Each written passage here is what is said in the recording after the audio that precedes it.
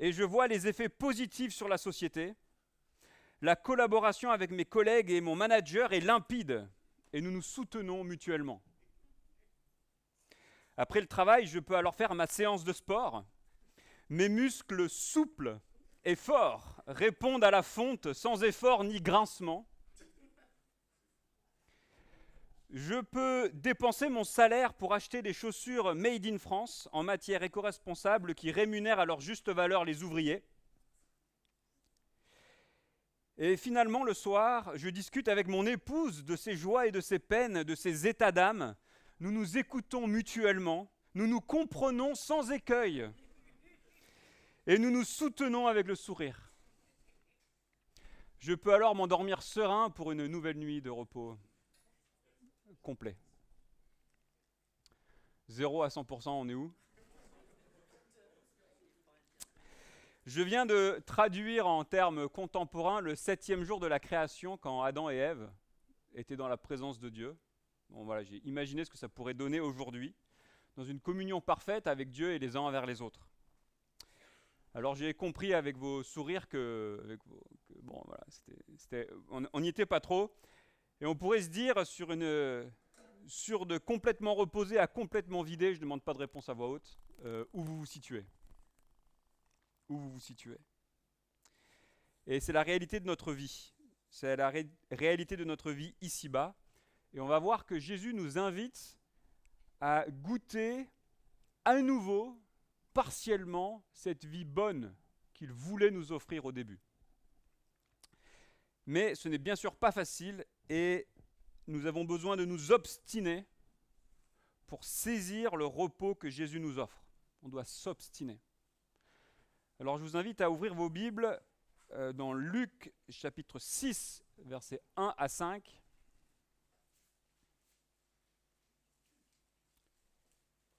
Luc chapitre 6, versets 1 à 5. Et on est page 665. Voilà, vous y êtes. Un jour de sabbat, Jésus traversait des champs de blé. Ses disciples arrachaient des épis et les mangeaient après les avoir froissés dans leurs mains. Quelques pharisiens leur dirent : « Pourquoi faites-vous ce qu'il n'est pas permis de faire pendant le sabbat ?» Jésus leur répondit : « N'avez-vous pas lu ce qu'a fait David lorsqu'il a eu faim, lui et ses compagnons? Il est entré dans la maison de Dieu, a pris des pains consacrés, en a mangé et en a donné même à ses compagnons, bien qu'il ne soit permis qu'aux prêtres d'en manger. Puis il leur dit : le Fils de l'homme est le Seigneur même du sabbat. Alors, qu'est-ce que le sabbat ? Un jour de repos qui était obligatoire. Et pourquoi est-ce que les pharisiens critiquent Jésus ? Pardon ? La règle, voilà. Ils ne suivent pas la règle. Le sabbat avait été extrêmement codifié. Et donc, selon les pharisiens, ce qu'ils faisaient, donc ils glanaient en fait, c'était interdit. Deux grandes choses marquaient l'identité juive, c'était la circoncision et le sabbat. Deux piliers essentiels, d'où le fait que les pharisiens ils étaient nerveux. D'accord ? S'ils faisaient des choses pas correctes le jour du sabbat, c'était une remise en question assez fondamentale de leur identité, de leur religion. Ces deux rites sont très intéressants. La circoncision, c'était une pratique qui nous explique que Dieu voulait avoir une relation intime, je ne vais pas rentrer dans les détails, de cœur à cœur avec les Israélites. C'est-à-dire que pour devenir juif, il fallait être circoncis. Et ça nous expliquait que, en fait, pour être vraiment un enfant de Dieu, il fallait être nu devant lui. C'était une marque d'intimité avec Dieu. Et l'autre pilier, c'était le sabbat. Eh bien, comment est-ce qu'on peut avoir une intimité avec Dieu ? Eh bien, il faut du temps, il faut avoir un jour saint. Et donc, il fallait passer un jour par semaine pour cultiver cette relation avec Dieu. Un jour saint, c'est-à-dire qu'ils allaient au temple, qu'ils allaient à la synagogue pour s'attacher à Dieu. Alors, je comprends tout à fait que culturellement, on est un peu loin de ces considérations, on ne pratique pas ces choses-là. Mais qu'est-ce que ces deux piliers nous apprennent sur Dieu ? Si ces deux choses étaient vraiment fondamentales dans la loi de l'Ancien Testament pour l'identité du peuple juif, qu'est-ce que ça nous révèle sur ce que Dieu veut pour nous? Hein? Oui, une relation, absolument. Est-ce que vous voyez, les deux piliers fondamentaux d'Israël disaient à Israël, Dieu dit à Israël, je veux avoir une relation intime avec toi, je veux que tu me fasses confiance, je veux qu'on se connaisse, je veux qu'on soit ensemble. Vous avez vu les beaux chants qu'on a chantés? Le refrain du nouveau chant, j'ai oublié, je suis très mauvais pour retenir les paroles, mais le refrain du nouveau chant, il parlait de la confiance qu'on pouvait mettre en Dieu, quel repos céleste, mon âme se repose en toi. Eh bien Dieu voulait qu'on vive ça, que Israël vive ça avec lui. Dieu ne veut pas des rites. Les pharisiens, on comprend tout de suite que les pharisiens, ils n'ont pas compris. Ils ont loupé l'essentiel. Parce que Dieu veut qu'on soit dans une relation de cœur à cœur avec lui. De cœur à cœur avec lui. Vous commencez à ressentir un petit peu le jardin d'Éden à nouveau? En fait, qui était impliqué par cette logique du sabbat et de l'intimité que Dieu veut avoir. Alors Dieu veut nous redonner cette communion avec lui, un repos, mais c'est difficile. Cette communion est contrariée. Si on revient au texte, donc ça nous parle du sabbat, et donc si on rentre un tout petit peu dans le détail, la Genèse nous raconte la création du monde, où Dieu s'identifierait à un artisan, et il travaille pendant 6 jours, et le 7e jour, il se repose. Le 7e jour, Dieu mit un terme à son travail de création, littéralement, il se shabbat, il se repose de toute son activité le 7e jour. Et quand vous lisez le texte de Genèse, vous avez 6 jours avec un soir qui se termine, 6 jours qui se terminent, et le 7e jour ne se termine jamais. Donc le 7e jour, c'est cette période de l'histoire de l'humanité où Dieu profite de la relation qu'il avait avec Adam et Ève qui avait été créée pour gérer la création. Cet état parfait, cet état paradisiaque, cet état merveilleux où il y avait une intimité parfaite entre Dieu et les hommes, où il y avait une intimité parfaite entre hommes et femmes, où ça marchait bien, eh bien c'était ce 7e jour. C'était ce 7e jour. C'est ça le Shabbat permanent. Avant même que ça devienne un jour chômé, ça nous rappelle qu'un jour, nous avions été créés pour Dieu, par Dieu, pour lui, pour vivre avec lui, dans une relation intime avec lui. Donc il y a 2 idées imbriquées dans le sabbat. Le sabbat, on va le voir, c'était donc une journée de repos, et on va voir comment nous, on peut se l'approprier. Mais ça a une finalité. C'est retrouver cette communion avec Dieu que le monde veut nous voler. C'est notre... vous savez, les spéléologues, là, quand ils vont sous l'eau, là, ils ont un fil d'Ariane. C'est notre fil d'Ariane qui nous tient à Dieu. C'est notre corde de sécurité quand on fait de l'escalade. C'est ce qui nous maintient à Dieu. C'est le jour qui donne du sens aux 6 autres jours. Parce qu'à travers ça, on va rester attaché à Dieu. Voilà le sabbat. Maintenant qu'on a compris le sabbat, que font les disciples? Ils se font accuser de quoi? Pardon? Ouais, plus précisément, ils font quoi concrètement? Pardon? Plus précisément, ils font quoi? Ils glanent. Ils glanent. Alors ça, on ne connaît plus trop aujourd'hui. C'est quoi le glanage? Hein? Ramasser ce qui reste. Alors, excuse-moi, je t'ai pas entendu, Dominique. C'est pas grave. Donc, le glanage, c'est le fait, ça c'est super intéressant, on connaît plus ce que c'est, mais en fait c'était légiféré, on avait le droit de faire ça. C'était le fait de passer après la récolte pour ramasser ce qui était tombé par terre. Et c'était une forme de soutien social pour les pauvres.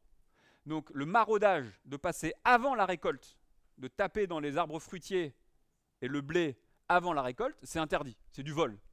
Mais de passer après la récolte, prendre ce qui reste dans les coins des champs, là où la moissonneuse n'est pas passée, enfin ils n'avaient pas de moissonneuse, mais ou peut-être la faux n'est pas passée, ou la grappe qui a été oubliée par le vendangeur, ça c'était autorisé, exprès pour que les gens qui sont en difficulté puissent se nourrir.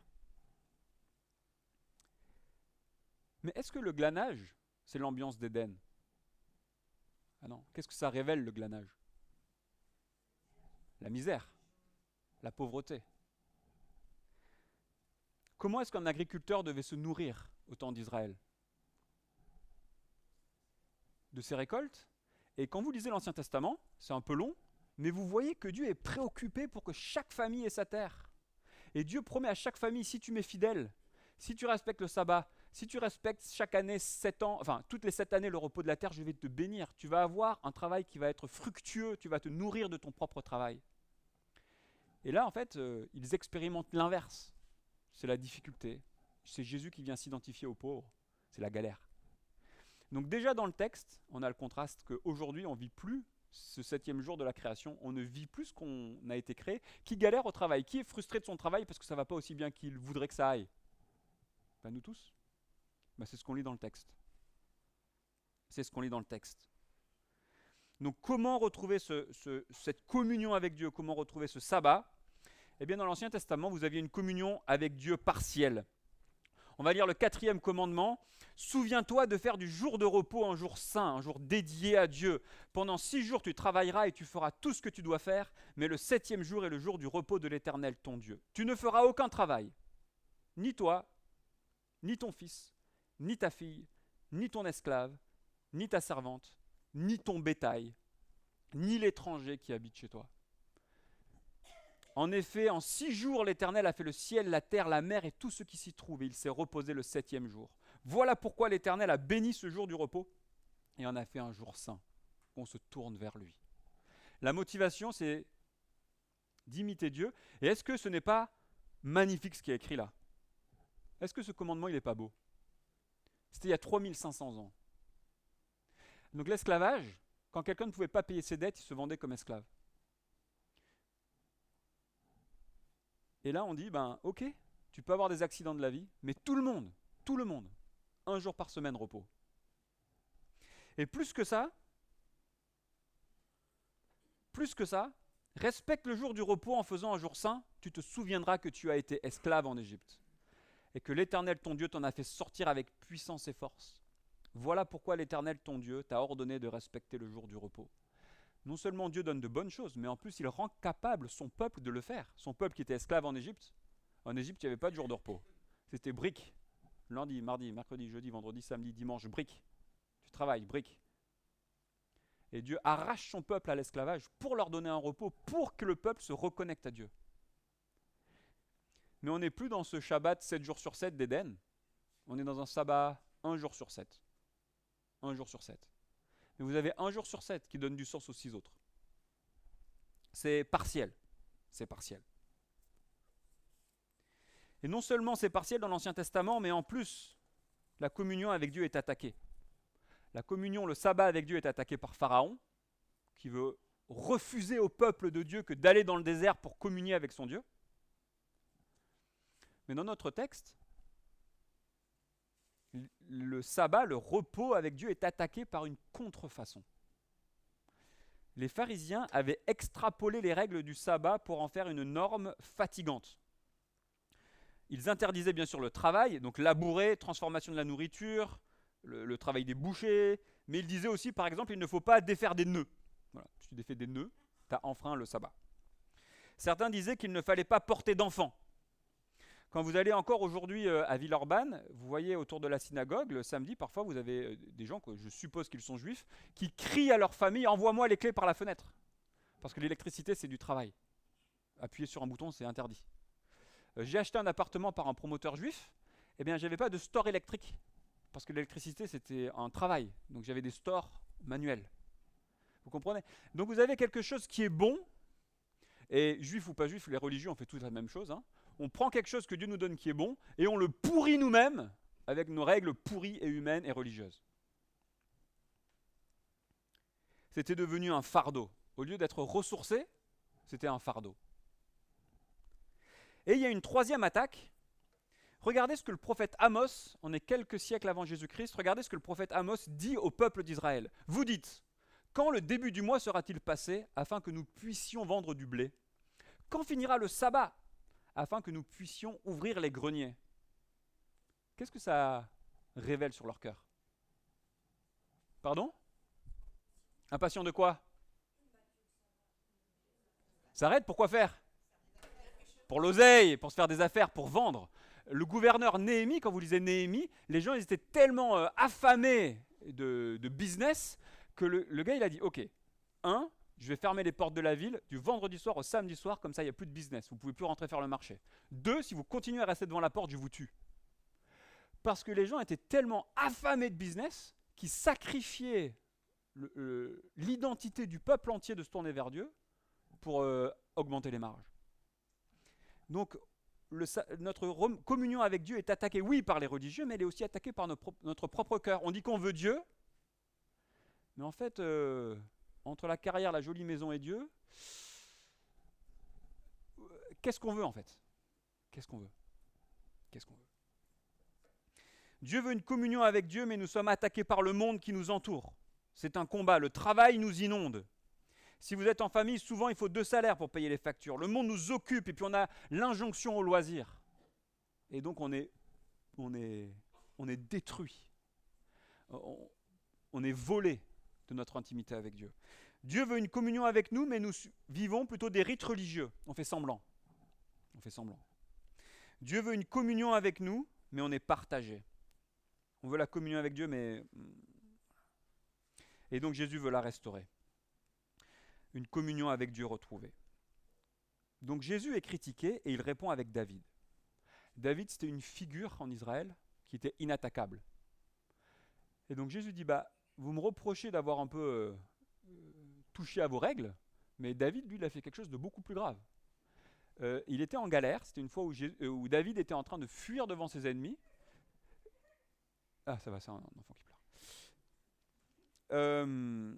David est en train de fuir devant ses ennemis, il a faim, il va dans le tabernacle et il prend des pains qui étaient réservés aux prêtres. Il casse la loi. Et Jésus dit, moi je suis le fils de David, mais en fait je suis plus que le fils de David. Je suis le Seigneur même de David. Si David a fait ça, à combien plus forte raison moi aussi je peux faire ça? Je peux réinterpréter le sabbat. Je suis le chef du sabbat. Mais on peut même aller plus loin. Qui s'est reposé le 7e jour de la création? Dieu? Plus précis. Jésus. En effet, c'est en Jésus que tout a été créé dans le ciel et sur la terre, le visible et l'invisible, trône, souveraineté, domination, autorité. Tout a été créé. Donc vous avez les pharisiens, ils disent à Jésus, non mais tu comprends pas le sabbat. Jésus lui dit, mec, c'est moi qui me suis reposé le 7e jour de la création. C'est moi qui dirige. C'est moi qui sais c'est quoi le repos. C'est moi qui t'ai créé. C'est moi qui sais ce dont tu as besoin pour rester en communion avec moi. Je sais. Vous n'avez aucune idée de quoi vous parlez, les gars. Je suis le créateur, j'ai créé le sabbat. Jésus est vraiment le Seigneur du sabbat. Jésus est vraiment le roi du sabbat et c'est lui qui le définit. Et il va le redéfinir. Ce culte qui était offert un jour sur 7, c'était une bande-annonce. Jésus est mort comme le sacrifice parfait pour nos fautes, pour nous pardonner, et il est ressuscité. Il nous offre le Saint-Esprit. Quand on met notre foi en Jésus-Christ, on est sauvé. On lui demande pardon pour notre vie passée. On lui consacre notre vie actuelle et future par reconnaissance. La reconnaissance est notre moteur. On consacre notre vie à Dieu. Vous vous souvenez de ce double sens du sabbat? Un repos qui permet de donner du sens à notre vie comme Adam et Ève avaient du sens avec Dieu. Eh bien, le repos, c'est Jésus. Le livre des Hébreux, vous pouvez le relire si vous voulez, c'est chapitre 4, Hébreux chapitre 4, compare notre conversion, quand on se convertit à Jésus-Christ, à un repos définitif. Ça compare, vous savez, ces juifs qui ont erré dans le désert, qui ont cherché la terre promise, qui ont cherché le repos un jour qui devait venir, un endroit où ils pourraient travailler, et à cause des pluies, ils pourraient avoir de bonnes récoltes. Mais ils attendaient ça, ils aspiraient à ça, parce que dans le désert c'était difficile, en Égypte c'est difficile. Eh bien, Hébreux nous dit, en fait, dans notre vie, on est tous comme eux dans le désert. On erre. Et on cherche dans le travail une stabilité, dans les relations sentimentales une stabilité, dans les loisirs une stabilité. Et en fait, on erre, parce qu'on n'a jamais ce repos de notre âme que l'on cherche. Quand on trouve Jésus, ultimement, on a un repos céleste. On l'a chanté d'ailleurs, hein. On a un repos au-delà de tout. Notre repos ultime, ce n'est pas un jour chômé. Notre repos ultime, c'est Jésus-Christ. C'est Jésus-Christ.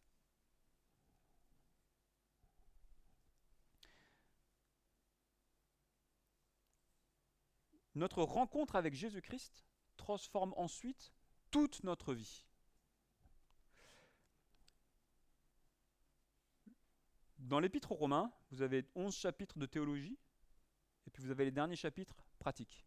Voilà comment il commence. Je vous encourage donc, frères et sœurs, par les compassions de Dieu, à offrir votre corps comme un sacrifice vivant, saint, agréable à Dieu. Ce sera de votre part un culte raisonnable. Et en fait, c'est intéressant parce qu'on retrouve là le 7e jour de la création. Quand vous êtes croyant et que vous consacrez votre vie à Dieu, toute votre vie, du lundi au dimanche, est consacrée à Dieu. Tout ce que vous faites. Par exemple, nous travaillons, nous avons un salaire et nous pouvons donner. Jésus dit, avec notre argent, quand nous sommes généreux ici-bas, nous amassons des trésors dans le ciel. D'accord ? Donc si on n'a pas Dieu, vous aurez remarqué qu'on est toujours frustré dans notre travail. Ok ? Et puis l'Ecclésiaste nous dit, vanité des vanités, tout des vanités. D'accord ? Donc ce qu'on construit avec tellement d'efforts, très souvent ça ne dure pas beaucoup, n'est-ce pas ? Mais maintenant vous prenez ce même travail, vous prenez un peu d'argent que vous avez gagné, et vous l'investissez pour le royaume de Dieu. Vous ne perdrez pas votre récompense. Le même effort imparfait compte pour l'éternité. Et il a de la valeur. Autre exemple. Si nous donnons même un verre d'eau à un disciple de Jésus, nous ne perdrons pas notre récompense. Quand on agit avec amour envers les frères éternels, quand on agit avec amour envers les frères et sœurs, ça porte des fruits éternels. Vendredi soir, on a eu notre petite soirée pour les gens qui sont un peu dans les affaires. Donc on avait un responsable de Villeurbanne QC qui était directeur de chez Next City. Et il nous racontait que l'honnêteté ne paye pas en entreprise. Il disait parfois, vous savez, on espère que si on est intègre, on va influencer les gens autour de nous. Il dit, ok, même pas la rêve, oublie. Tu vas perdre des marchés, tu vas perdre de l'argent. À la limite, tu vas être bien avec ta conscience, mais tu ne vas pas changer le monde en bien. Le monde est mauvais, il veut de l'argent, et ça va juste te mettre plus de galères. Ça pourrait nous amener dans un cynisme terrible, n'est-ce pas ? Auquel cas, pourquoi se battre ? Auquel cas, pourquoi ne pas devenir des rapaces nous aussi, n'est-ce pas ? Sauf si Dieu dit, quand on donne un verre d'eau à un disciple de Jésus, on ne perd pas la récompense. Du lundi au dimanche, quand on vit pour Jésus, ce qu'on fait a une répercussion éternelle. Quand on agit pour lui et qu'on annonce l'évangile, que des personnes viennent à Jésus-Christ qu'ils sont touchés, ça compte pour toujours. Donc avec Jésus-Christ, nos efforts retrouvent un sens, redeviennent fructueux. On ne laboure pas pour rien. Quand on est avec Jésus-Christ et qu'on participe à son plan, nos efforts comptent pour Dieu.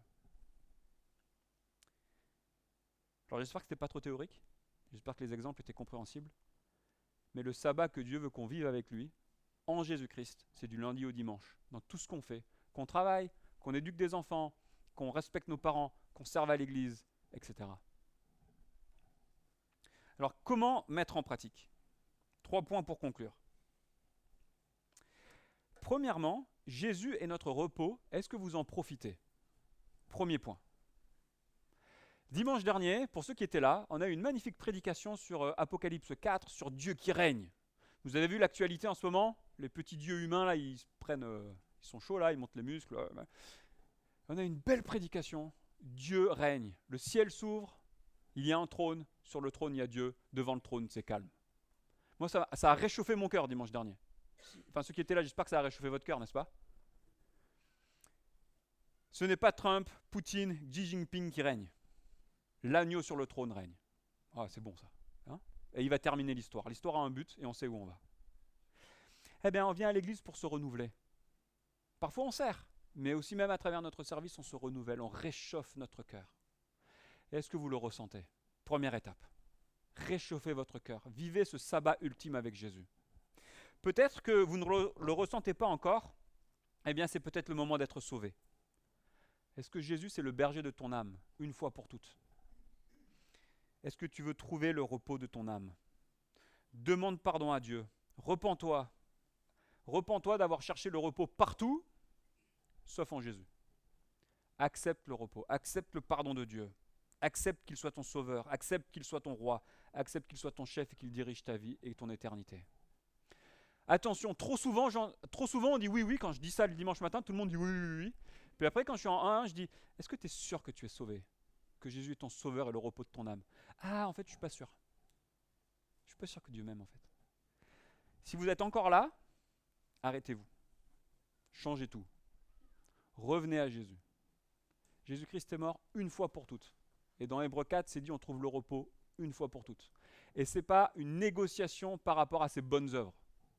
Vos bonnes œuvres ne suffiront jamais à satisfaire Dieu. Mais la bonne œuvre de Jésus-Christ, son sacrifice ultime, oui. Acceptez-le. Une fois pour toutes. Une fois pour toutes. Et si vous vous dites, si le pasteur vous dit, ou n'importe qui vous dit, est-ce que tu es sûr d'avoir le Seigneur, le repos de ton âme? Et tu dis, en fait, je ne sais pas. Reviens au début. Passe par la porte. Passe par la porte. Une fois pour toutes. Le repos de notre âme. Ok, donc 3 pistes pour conclure. La première, c'est jouir du repos de notre âme. Deuxième piste, en fait, l'appel, c'était d'être sûr d'être sauvé, c'est la deuxième piste. Troisième piste, eh bien, il faut s'obstiner. Pour être arrosé par Jésus, il faut du temps. Vous avez besoin de temps. C'est la seule ressource ultime que vous avez, que vous pouvez décider. Parfois, l'argent, on en a, parfois, on n'en a pas. Mais le temps, vous en avez. Tous, on en a. La loi de l'Ancien Testament était archi dure. Tu ne respectes pas le sabbat, tu étais mort. Dans l'Ancien Testament, quelqu'un a ramassé du bois le jour du sabbat, il s'est fait lapider. Sous Moïse. C'était archi dur. Pourquoi? Parce que si tu respectes le sabbat, tu es accroché à Dieu. Si tu ne respectais pas le sabbat, tu n'étais pas accroché à Dieu. Certaines églises demandent à leurs membres de respecter un jour de sabbat. Mon colocataire, quand j'étais aux études, on avait des études exigeantes, on était souvent à la bourre. Le dimanche matin, il posait le stylo, il allait à l'église, l'après-midi, il allait voir ses potes, il allait faire du foot, je sais pas, il allait avec ses potes chrétiens, et il reprenait le stylo le lundi matin. Alors nous, on n'est pas dans cette démarche, parce que le repos ultime, c'est Jésus-Christ. Et dans le Nouveau Testament, vous ne verrez nulle part une imposition d'un jour de sabbat, comme mon pote, je viens de vous le dire. Néanmoins, et en plus, dans le Nouveau Testament, vous aviez des esclaves dans les églises. Hein, dans le Nouveau Testament, dans les épîtres, vous avez plein d'esclaves qui étaient chrétiens. Et ils n'avaient pas le sabbat. Ils n'avaient pas le sabbat. Néanmoins, vous avez un enjeu, c'est que si vous voulez une communion avec Dieu, vous allez devoir vous battre. Parce que le monde va vous étouffer. Il va vous étouffer, j'ai pas le temps. Il va vous étouffer en vous disant c'est débile. Il va vous étouffer, non mais c'est secondaire. Vous avez besoin de vous battre. Pour protéger un endroit dans votre vie, vous allez dire, ma communion avec Dieu, c'est numéro 1. Je ne laisse rien la voler. Je ne laisse rien la voler. Comment vous allez faire? Avec Dorian, on était en galère, on n'y arrivait pas. Pour nous, on a dit, c'est du mardi 14h au mercredi 14h. Et là, normalement, il n'y a rien. Il y a toujours un truc. Une instite, un truc qui veut, machin. Mais un temps pour Dorian, un temps pour Dieu, un temps pour la famille. On est centré sur Dieu. Chacun fait comme il peut. Chacun a ses contraintes. Comment vous pouvez faire? Mais ne laissez pas le monde vous voler votre communion avec Dieu que Dieu vous a offert en sacrifiant son Fils. On prie?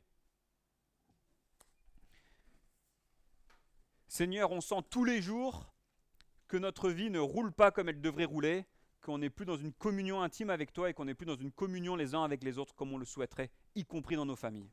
On en est triste. Tu es venu nous offrir une communion avec Dieu intime. Tu nous as donné le Saint-Esprit. Et Seigneur, on confesse en tant qu'Église que bien souvent on le bafoue, on l'oublie, on le méprise, on a autre chose à faire. Et Seigneur, on te demande pardon. On te demande pardon. Et je te prie que tu nous donnes à chacun la sagesse, la conviction, l'obstination pour réserver une partie de nos vies où on pourra se reposer en toi, être confiant en toi, où on pourra, quand les soucis nous assaillent, les remettre à tes pieds, où on pourra peut-être, avec les frères et sœurs, porter les fardeaux ensemble, où on pourra communier avec toi, Seigneur, avec amour, avec intimité, comme tu le souhaites. En ton nom et pour ta gloire. Amen. Bon dimanche.